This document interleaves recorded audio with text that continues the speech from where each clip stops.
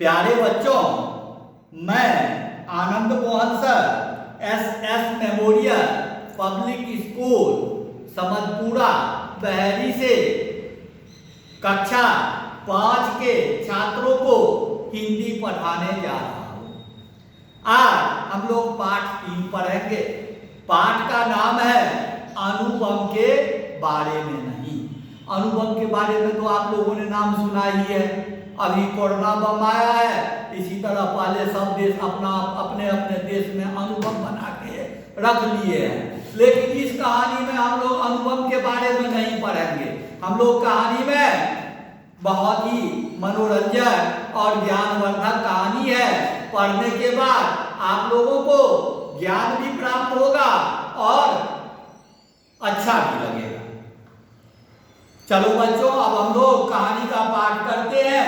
जो कठिन शब्द आता है उसका अर्थ अर्थात मीनिंग मैं बताते हुए आगे बढ़ूंगा।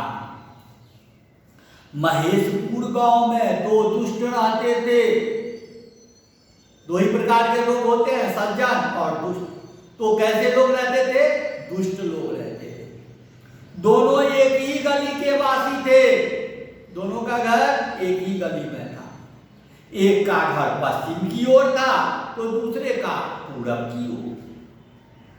लेकिन पड़ोसी होते हुए भी वे एक दूसरे से बुरी तरह शक करते थे। यानी पटती नहीं थी, वह उसे ईर्ष्या और शक करता था। एक दूसरे से ईर्ष्या और शक का भाव बनाए रखता था। आसपास के गांव वालों से भी उनका व्यवहार अच्छा न था। सोचो, जो दुष्ट रहेगा वह तो किसी से मेलजोल रख ही नहीं सकता है। वे अक्सर उन्हें धोखा देते और लूटमार करते रहते थे। पश्चिम की ओर के घर वाले की बीवी ने एक दिन अपनी पति से कहा, पत्नी ने एक दिन अपने पति से कहा, कहीं यह आदमी चुपके से किसी दिन सेंध लगाकर हमारा घर न लूट ले। उसे डर हो रहा था कि आदमी तो है शैतान, स्वयं शैतान था, इसके बारे में नहीं सोचता था, लेकिन पड़ोसी के बारे में सोचता था कि यह तो है शैतान, मेरे घर में सेंध लगाकर अर्थात दीवार में छेद करके घर का सारा सामान लूट ले जाए। पूरब की ओर के घर वाले की औरत भी संकेत थी। वह भी अपने पति को सचेत करती हुई बोली, देखना यह आदमी किसी न किसी दिन हमारे घर को आग लगाकर नहीं छोड़ेगा। एक के मन में डर था कि सेंध लगा के चोरी कर लेगा, दूसरे के मन में डर था कि मेरे घर में आग भी लगा देगा। अपनी अपनी औरतों की बातों से चिंतित होकर दोनों दुष्टों ने खूब सारी लाठियां और बंदूकें अपने अपने घरों में जमा कर ली और वे सदा एक दूसरे से डरकर रहते। अब देखो, शंका के कारण दोनों घर में क्या हो रहा है, एक दूसरे से डर रहे हैं। सब अपनी सुरक्षा के लिए लाठी बंदूक वगैरह वगैरह जमा करके रख रहे हैं। इन बंदूकों और लाठियों से क्या बनेगा? इस दुष्टों के पास तो ये चीजें हमसे भी अधिक है। इसके अलावा उसके साथ तो गुंडे भी हैं। गाँव भर में गुंडे होते हैं, लठैत होते हैं, जो हाँ में हाँ मिलाते रहते हैं। बस इसी के बारे में ये बात कर रहे हैं। तुम्हारी उनके सामने कुछ भी नहीं चलेगी। पश्चिम की ओर वाले घर की घरवाली ने पति से अपनी शंका प्रकट की। तब क्या किया जाए? पति ने पत्नी से सलाह। पत्नी बताने लगी, तुम चिंता न करो, मैंने एक मदारी से बातें कर ली है। मदारी का क्या काम है? सांप पालना, बंदर पालना। कुछ मदारी जो सपेरा का काम करते हैं, सांप पालते हैं, और कुछ मदारी जो बंदर पालते हैं, उसका नाच तमाशा दिखाकर पैसा कमाते हैं। वह एक जहरीले सांप को पिटारी में बंद करके हमें दे देगा। देखो, उससे हम अपने पड़ोसी से बचे रहेंगे। यदि उसने हमें नुकसान पहुंचाने का जरा भी इरादा किया तो हम फौरन सांप को उसके घर में छोड़ आएंगे। सचे साध्यं समाचरे, दुष्ट को दुष्टता से ही जवाब देंगे। यह तुमने अच्छा इंतजाम कर लिया, पति भी तो वैसा ही था।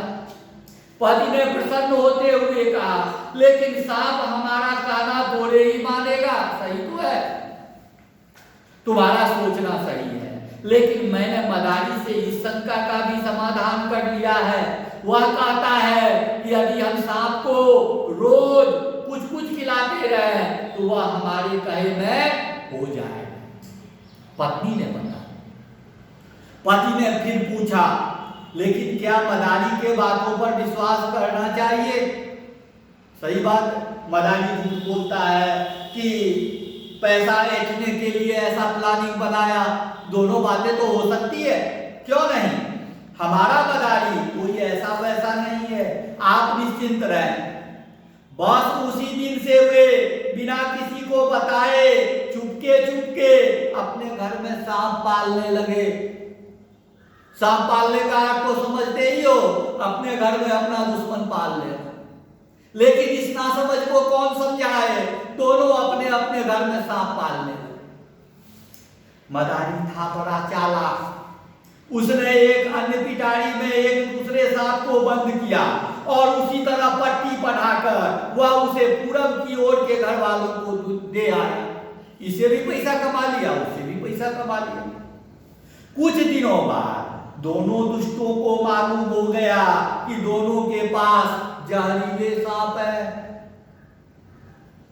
सारे गांव में यह बात फैल गई, लोगों ने विरोध किया। इस तरह सांपों को घर में पालना गांव भर के लिए खतरे की बात है। सांप को जानते ही हो, सबका दुश्मन है। मान लो कि बगल के घर में जाए और किसी को काट ले तो बचेगा? बचना संभव ही नहीं। लेकिन दुष्टों को गांव वालों की क्या परवाह थी।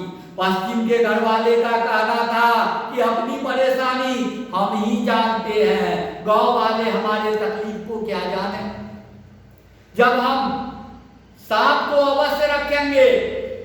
लेकिन जब पूरब के घर वाले ने यह उपाय सुझाया कि आओ हम दोनों सांपों को मैं पिटारी चला, यानी दोनों ने सोचा कि चलो उसके घर में भी सांप का पिटारी है, मेरे घर में भी सांप का पिटारी है, चलो दोनों आदमी सांप के पिटारी को जला देते हैं, पिटारी के साथ साथ सांप भी जल के मर जाए।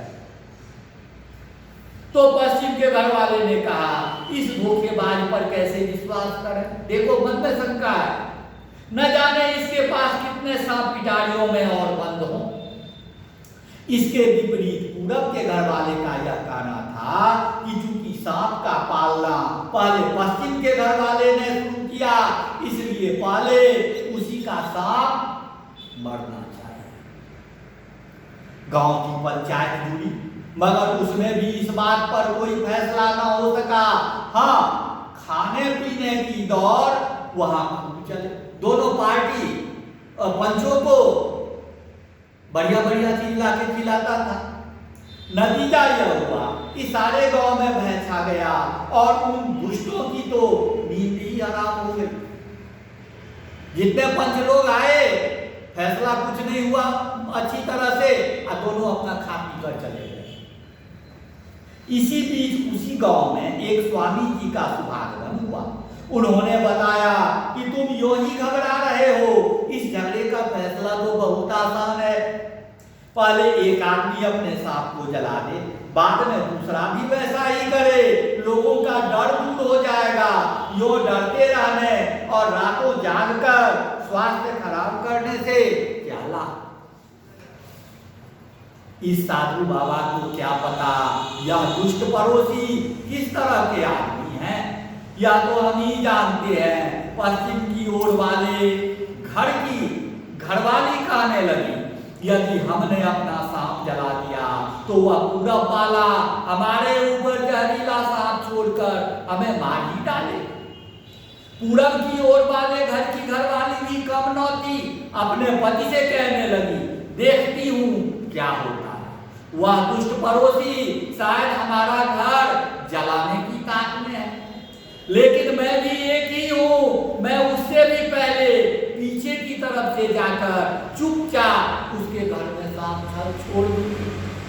देखो पुरुष तो कम शैतान होते हैं, लेकिन घर की महिलाएं कितनी शैतान होती है। दोनों का प्लानिंग देखो। इस तरह दोनों घर वालों को न दिन में चैन था न रात में नींद, दोनों ही परेशान थे। नतीजा यह हुआ कि एक के बदले अब दोनों घरों में कई कई सांप पलने लगे। लोगों में आतंक बढ़ता जा रहा था। माताएं चिंतित थी कि कहीं उनके बच्चों को सांप न डस ले।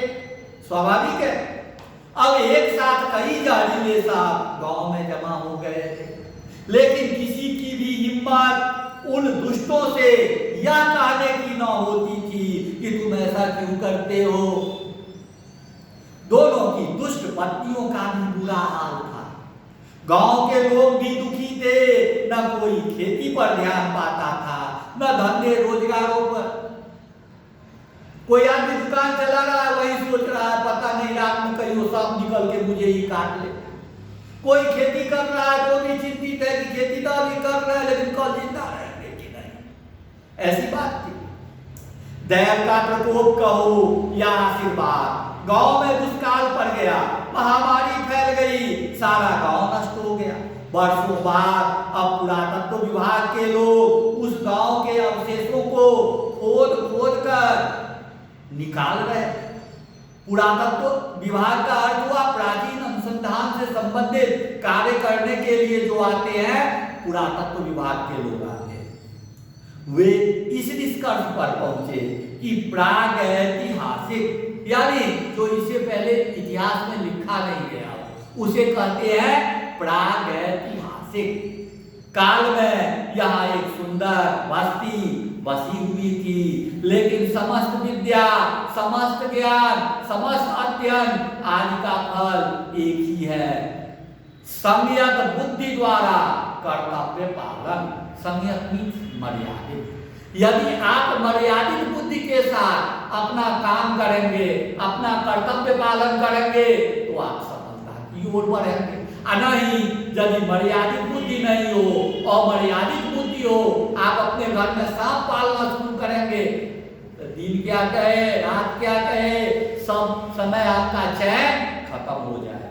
प्यारे बच्चों, आप लोग यहाँ जितने भी कठिन शब्दार्थ हैं सबको याद कर लीजिएगा। वर्ड फीलिंग मैंने लिख दिया है बोर्ड पर, और साथ ही साथ जितने प्रश्नोत्तर हैं उसका जवाब भी मैंने लिख दिया है, आप लोगों को ऑनलाइन भेजा जा रहा है। ठीक है।